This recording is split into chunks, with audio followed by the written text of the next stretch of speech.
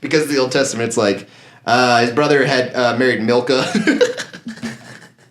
The name which only just now struck me as funny. And it sounds like someone was like, what's her name? And they looked around there and they're like, Milk. You just looked around the room and you looked at a boob, didn't you? And yeah. You saw a boob, didn't you?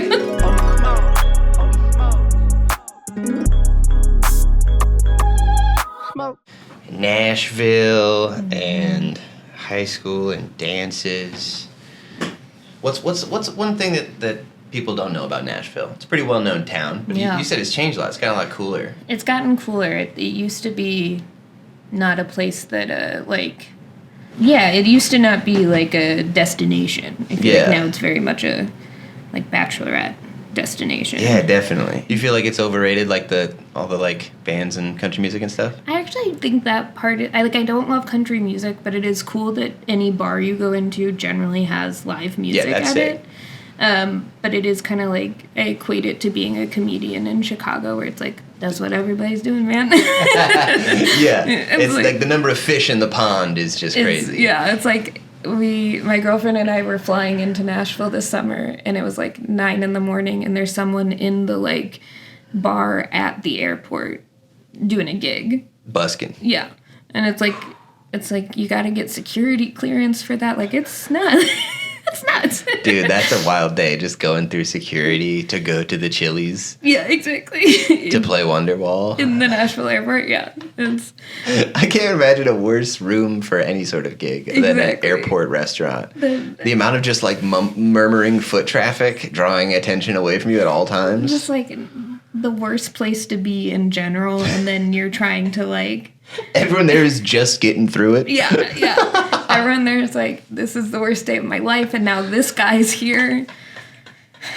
Like, no one is further from applauding than when they're in an airport. Exactly. It's like, we can only do so many Johnny Cash covers, in any given day. I fell into a TSA pre-check. Something like that. Exactly.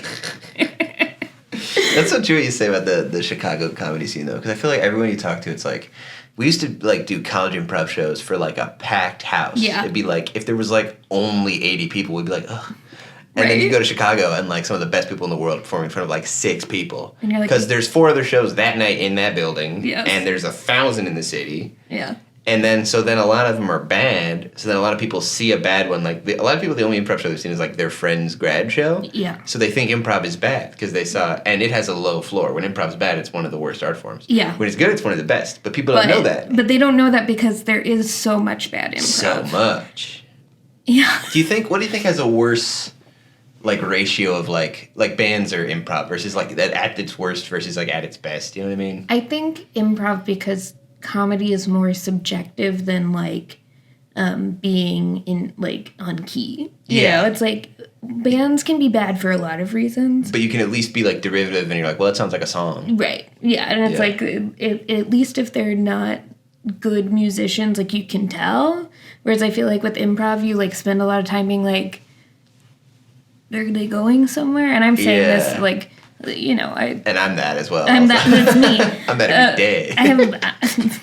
I'm just here to have fun. That is the right attitude. I like submitted to like open for an improv team the other day, and in the form it was like, we reserve the right if you do any, sexist, homophobic material to end your performance and like take you off stage. I was like, could you add a little addendum to like if you fucking suck as well? Because I've seen that way more.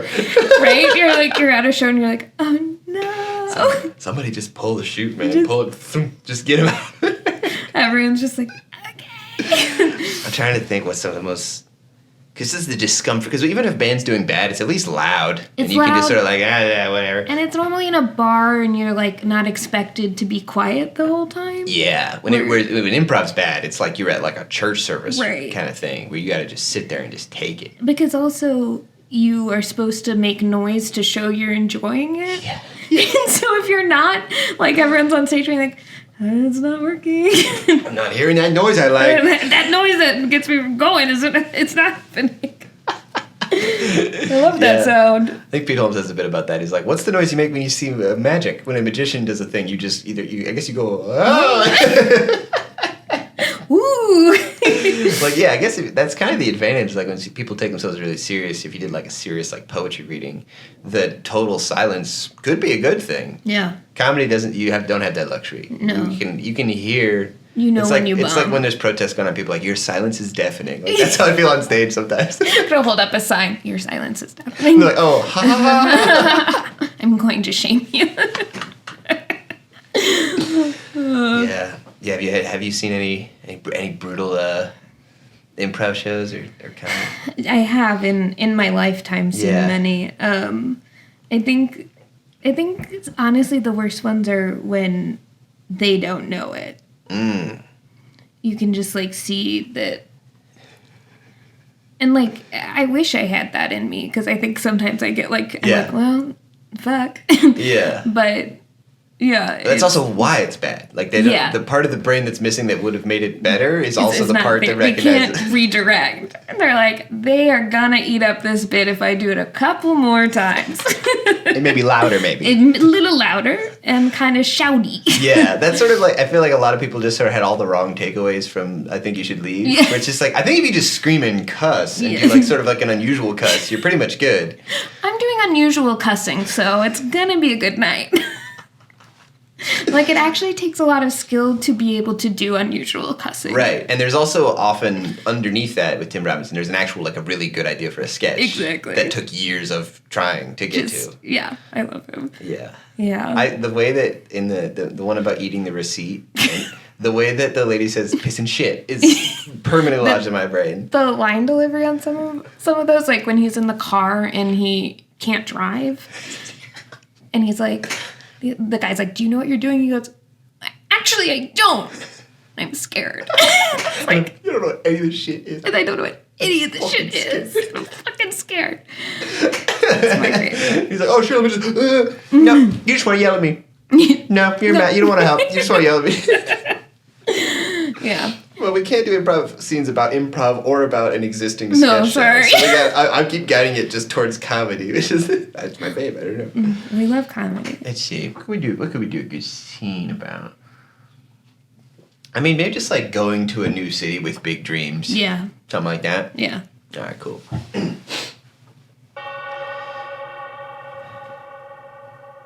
didn't see you on the sign-up sheet for class. Welcome. Oh, I'm new here. Cool. What's your name? Jenna. Jenna, hello. I'm Rodney. I'm teaching this painting class. So you can just grab a stool, grab a canvas, wherever you want. Did you sign up online or did you just? I just moved here. Oh, cool, nice. Like when? Just now. Like just now. I woke up this morning and I decided I needed to make a change, and here I am. Oh wow. Oh wow. Okay, yeah, that's a big. Well, welcome to Brooklyn, I guess. Thank you. Where are you coming from? If you don't mind me asking. Long Island. Oh, okay. So you just took the is it a ferry or is it connected? I'm also new. I moved here about a week ago. I can't disclose how I got here. All right. But it was by train. Oh, okay. That makes sense. I'm still getting used to trains myself. I also moved here from Cleveland not that long ago. Sounds kind of funny. But so you're here to chase a dream too? Yeah, I want to teach painting. That's my dream. And pretty much walked right into it. I walked right in. You know how like boomers are like just walk in and hand your resume? I did that and it freaking worked. Wow. Isn't that cool? That's crazy. Yeah. You can see some of my paintings on the wall there. Those are your paintings? Yeah. Wow. I'd like your feedback. That's actually a good way to start with the class is to talk about, well, what do you see in here? What do you see? And be honest.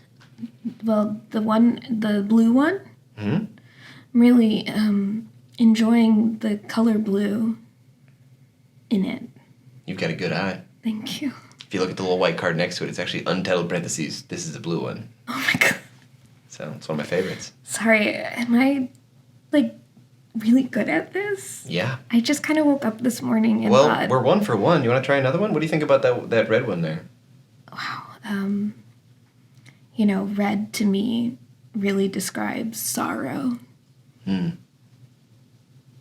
Bingo. Read the little card.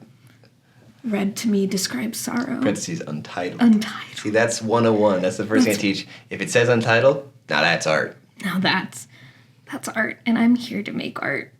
I have a painting I want to show you, and I want. Oh, is that what's in your big rectangular backpack? Exactly. It's my painting backpack. I unzipped it for you. Sorry, I was so excited. That's okay. Can I look? Yes. Oh, man. Oh, wow. Oh, wow. This is wonderful. Can I touch it? Please. Oh, yeah. The texture's just as important as the look. Absolutely. Use every sense you have. Folks! It's Holy Smokes. Where we smoke, I have to make the tongue noise. Where we smoke weed and tell Bible stories. My name is Scoochie Boochie. Hannah Baker's still here. Let's do another one of these because it's a different episode. Yeah. We spent weeks between the first episode and this. When we came back, I said, wear the same shit. Make sure your hair is the same. And same I said, shit. I only wear my Frog and Toad sweatshirt. Which I love, by the way. I don't know if I said that. That's sick as fuck. Let's tell a Bible story. I'm going into Genesis. And I went through all of Genesis, but then we had an episode that was lost. So I'm going back to a story. And this is about Abraham. Have you heard of him? I've heard of Abraham. Pretty famous. Yeah. Famously, the sort of origin for the nation of Israel. He was the first guy. The guy was like, you're going to have a whole lot of kids. There's this whole thing where he's really old and he doesn't. And his wife's really old and also doesn't. Yeah. And so they're like, what the fuck? And then there's a whole long thing where then, like, right at the end, like, he's 100, she's 90, God's like, bloop, and she has a kid. It's awesome. They're like, this is great. I think they name him Isaac, and that means, like, he laughed or something, because she's like, ha, it's fucking crazy. Like, what? This picture of Grandma being like, I said a freaking baby. I did that. Imagine if your kid LOL, because you're like, no way. No. So after all that, it literally just starts with, some years later, God decided to test Abraham. So he's just like, you know what? Test time. Pencils up. So this is after he's had. Yeah, he's got his boy. So now his boy is like, a kid. So he's so old. And he's like 100 plus. Yeah. And she's 90 plus. And then God's like, test time. Pencils up. Is that what you're a teacher? Is that what you say? Yeah. I know it's pencils down at the end. At the end. But at the beginning I say, get the fuck to work. Start your now. pencils. Yes. Get the fuck to work. Second graders. Yeah, that's what I said. Get the fuck to work. And your parents won't believe me that that's what I said. You try to tell them I said that. Because you're in big trouble. You can't say that. I can. Adults can say fuck. That's lesson number 1 today, kids. And he speaks to him. Abraham's like, what's up? And he's like, go get your son. Your only son. The one you dearly love. And sacrifice him at this other place. And he's like, bet. And he just starts chopping wood.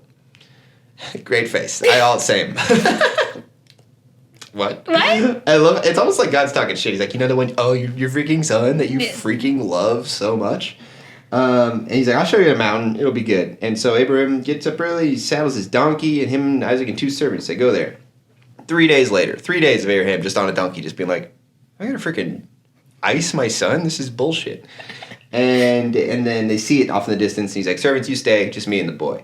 So he gives the wood to Isaac, and he's got the hot coals and the knife. Which I don't know if it's just like a swinging hot. Is it like just his little bucket of hot like coals a Weber grill Yeah. just over the desert terrain, squeaking along. I'm imagining like the way they used to carry books in the old days, where it's just like a strap and it's just like his coals. But it's spicy, sizzling. He's got the fajita tray going through the restaurants, but it's 3 days across the desert. Like whoa, ooh, it's hot. It's hot, it's folks. the desert, so it stays hot. Yeah. And then Isaac's like, Dad. We got the stuff, but where's the lamb for the sacrifice? And Abraham goes, God will provide the lamb. And so they walk and get there. They build the altar, the wood, and then he ties his son to it. Doesn't really say if there's like or if it just... And does his son say like, what the fuck? Or? That's what I'm wondering. It doesn't really say that. It just tied him up. I guess it's sort of like... It's just like a chain of obedience. Like the Lord told him, and he told his son, and you did what your dad said. What I can say is children are not obedient. You're like as a second grade teacher, hard to picture this. The kid just being like, yeah, tie me up. Yeah, sure. I don't give a shit. I do cusses. He takes knife, gets ready to kill his boy, and then the Lord's angel shouted from heaven. I don't know if that's just his guy. He just elbows him. What? Oh, no. Hey, time out. I don't know. I pictured like a Paul Giamatti or something. Just like he's sort of like the producer with the headset on. He's like, no, abort. No, you'll get it. Well, don't. He's really abort. going for it. Abort the mission, but not. You know what I mean? Don't. It has multiple uses. My poor choice of words on my part. Abort the mission, not the kid. All right. And he's like, Abraham. He's like, what's up? He's like, don't hurt the boy now, because I know you truly obey.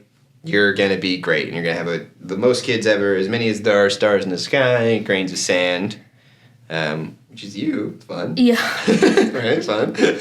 You're like sand. And then they go back, and the servants are like, that was weird. And then there's this, because of the Old Testament, it's like, his brother had married Milcah.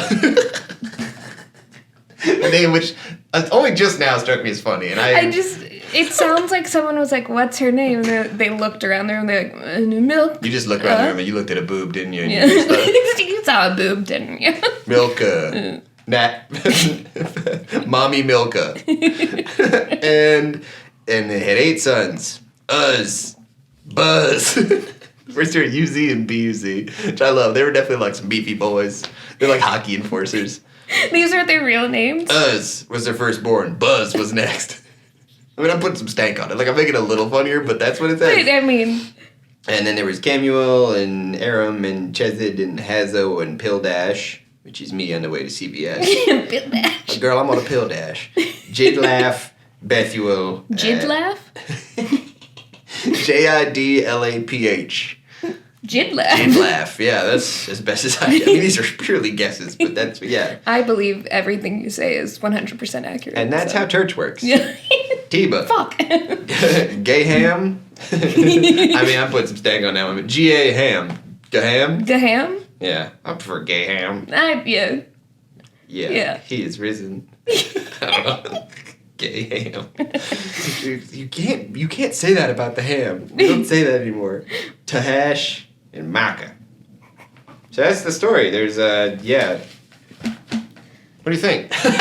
Here's my thing. It's June. New month means new exclusive over on the Patreon, patreon.com/holysmokespod. It's essentially a Scoochie Boochie Patreon as well. This month, it's one of my favorite videos I ever made. It's a sketch I made back in college called Same Great Taste.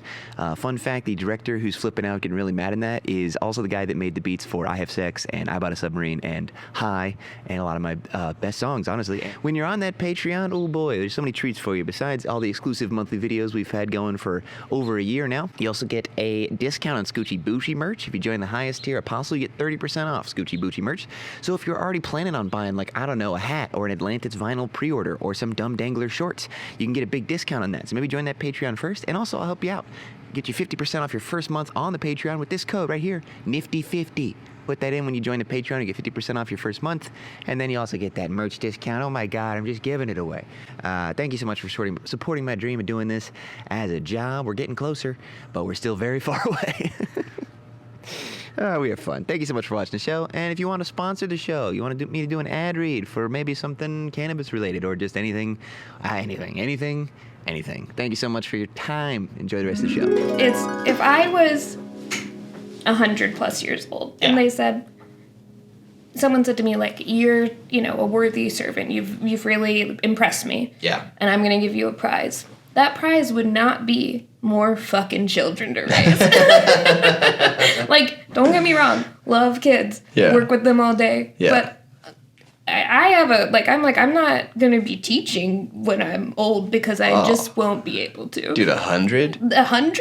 And you want me to raise a baby? No. And, like, already kids are so different and weird just to, like, the way things accelerate. Imagine you're 100 years different from these kids trying to be, like, tell them how the world works and stuff. Like, no shot. You'd have no idea how the world works at all. You're like, I don't know.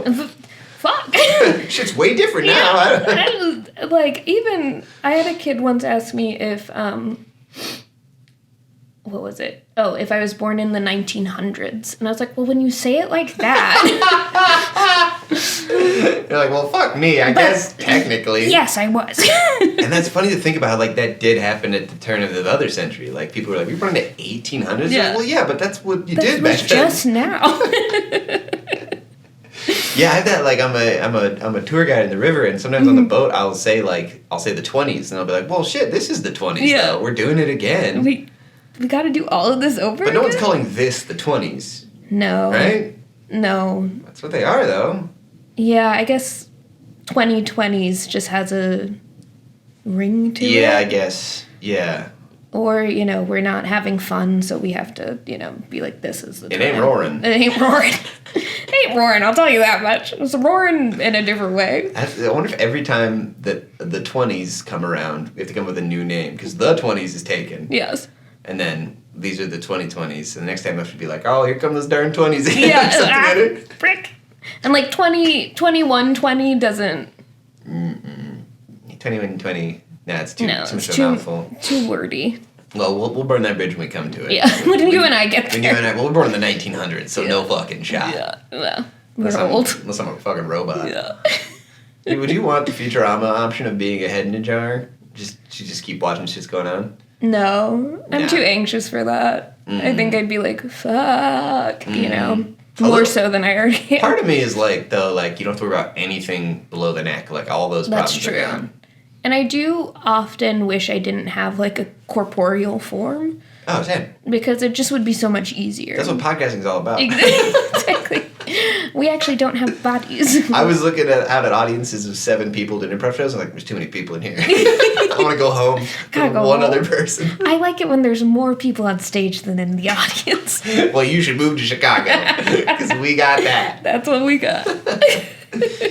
But yes, I was just reading this. I was like, damn. And I'm sure that the takeaway is definitely like, you obey God, whatever, that's the thing. Yeah, I feel like this is like a very classic Bible story. And it's one that you hear a lot because, especially Protestant churches, their favorite part is the New Testament Jesus part. And this is a big parallel with that. It's like it's father-son sacrifice thing. Right. So, like, it's one you hear a lot. Whereas, like, God bless him, but a lot of times preachers have to take some other random part of the Old Testament and somehow make it about Jesus. This one, it's a pretty clear one-to-one. But, like, sometimes it's like your story about and like, how do they make that about Jesus? Assassination of the morning baddie or whatever.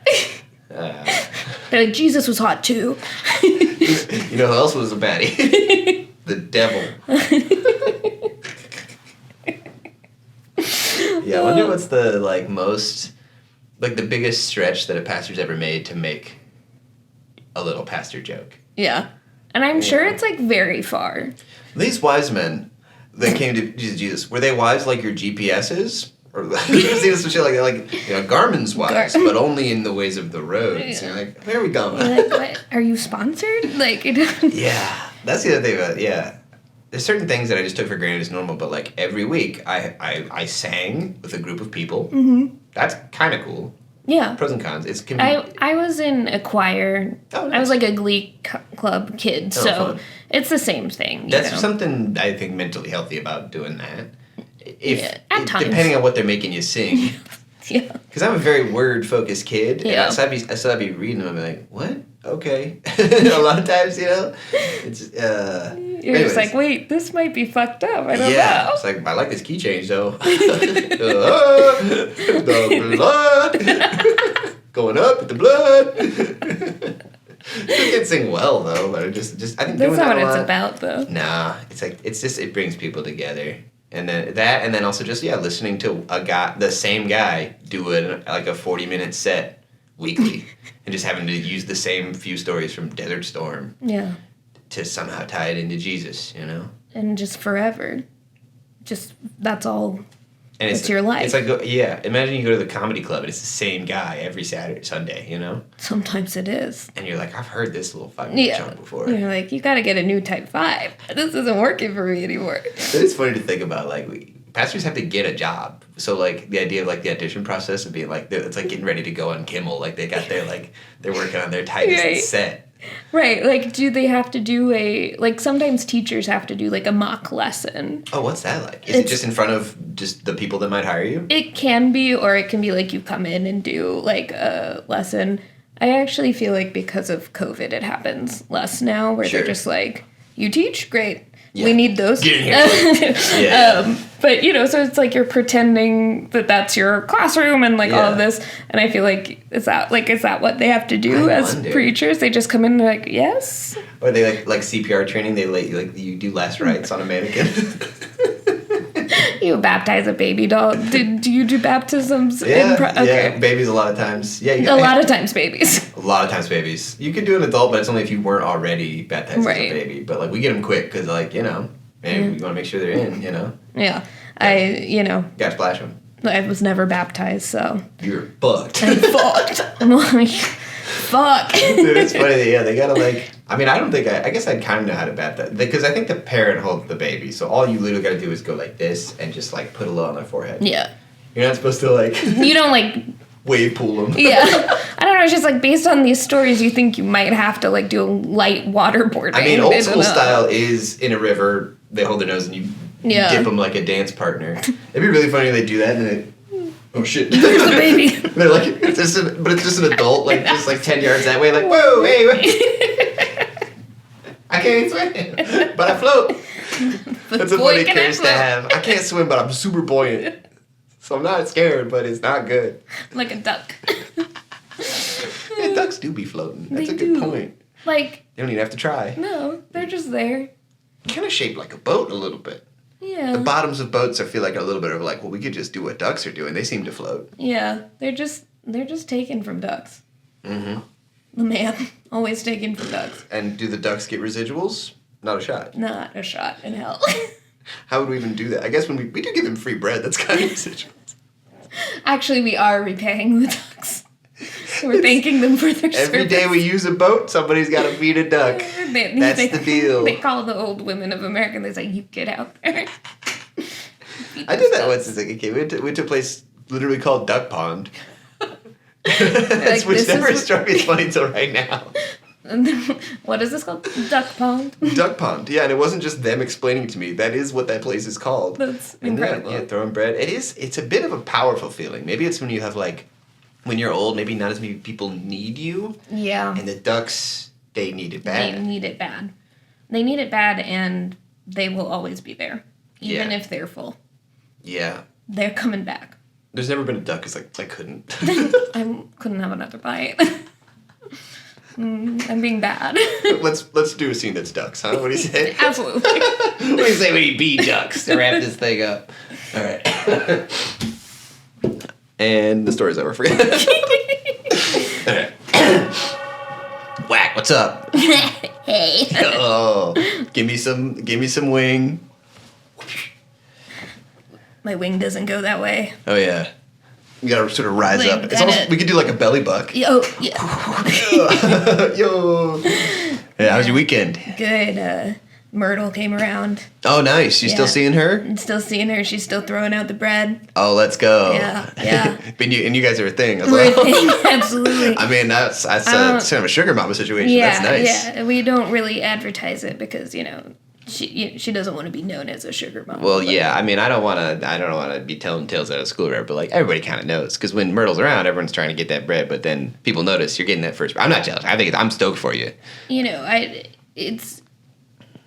It's chill, man. Like if you want to have the first bite sometime, like no, I'm not trying to. No, we're open. No, that's you earn it though because you got this connection. I think that's really cool. I think you should like. Yeah, that's what everyone wants is a sugar mama. Yeah. So that's awesome. Yeah, we've been talking about opening it up as long as she's still gonna bring some bread for me. Like she can feed other ducks. She can feed other ducks, but I would like to also still be fed. Because that's the thing is because on your end, like you're also getting bread from other old ladies as well. Well, I could, You have so it's more. I haven't gone over.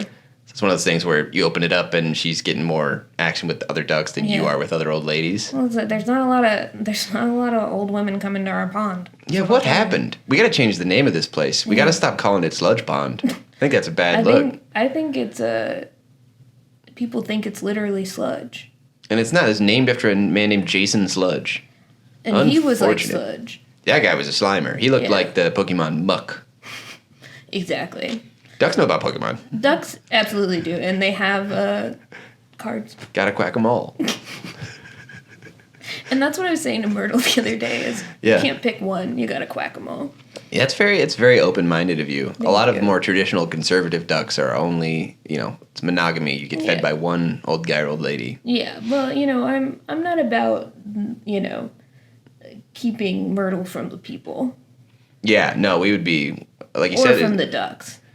Because she's feeding other people, too. You'll say sometimes she's throwing bread everywhere she can. She's on the bridge. She's going, one for you, one for the boys. There's all these the kids right after soccer practice. They're wolfing down that bread. Exactly. And the moms are getting mad about it. But I said, Myrtle, you got to do you. Yeah.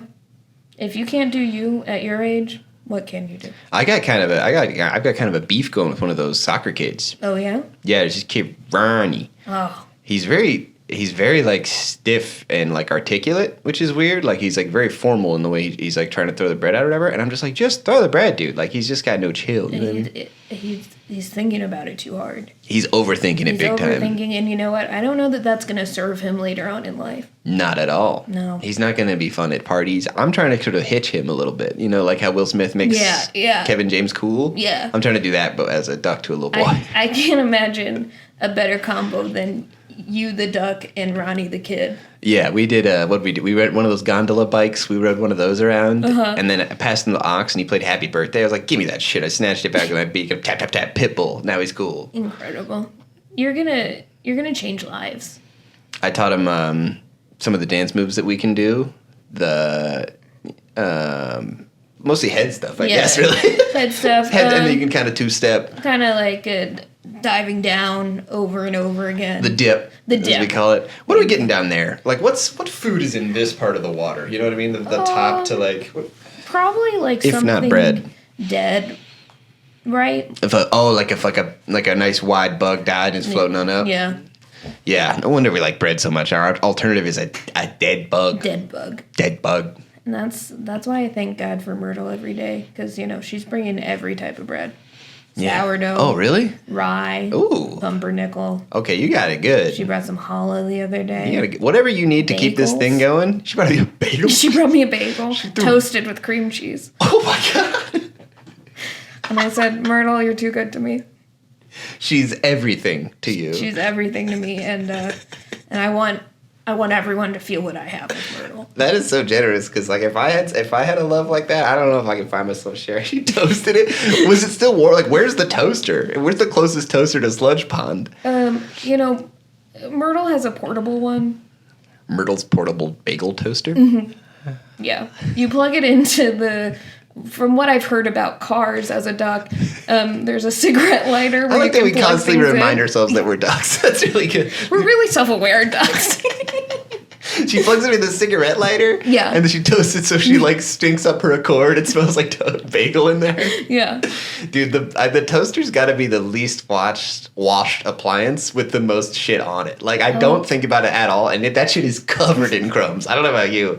And you think as a duck, I would just eat all those little guys, but even I, as a duck, don't think about it. We have standards. There's certain things that you're allowed to not clean. And toasters are one of them. Top fridge, any part of the toaster. Freezer, yeah, the walls. One of my friends during COVID, as a duck, got obviously they watched like a video like you can clean the walls and here's how to do it and what should we do? And they did one wall and they're like, oh no, we have to do all the walls now because there was one like blatantly clean wall. That's why I'm glad we live on a pond. That's me too, because if I had one blatantly clean wall, I don't know what I'd do. I'm just a duck. Yes, we are. Belly book. Folks, thanks for watching.